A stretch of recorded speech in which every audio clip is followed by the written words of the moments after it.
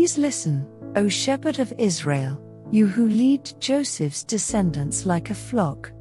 O God, enthroned above the cherubim, display your radiant glory to Ephraim, Benjamin, and Manasseh.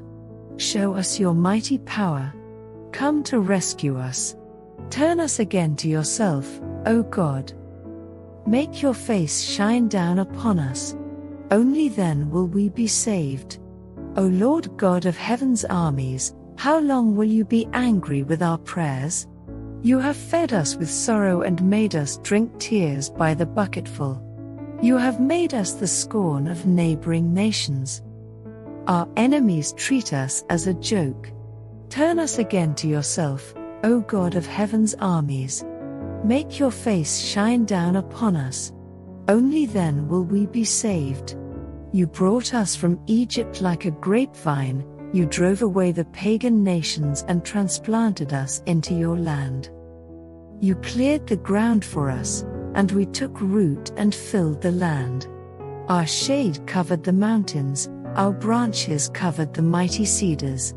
We spread our branches west to the Mediterranean Sea, our shoots spread east to the river Euphrates. But now, why have you broken down our walls so that all who pass by may steal our fruit? The wild boar from the forest devours it, and the wild animals feed on it. Come back, we beg you, O God of heaven's armies. Look down from heaven and see our plight. Take care of this grapevine that you yourself have planted, this son you have raised for yourself. For we are chopped up and burned by our enemies. May they perish at the sight of your frown. Strengthen the man you love, the son of your choice. Then we will never abandon you again. Revive us so we can call on your name once more. Turn us again to yourself, O Lord God of heaven's armies. Make your face shine down upon us. Only then will we be saved.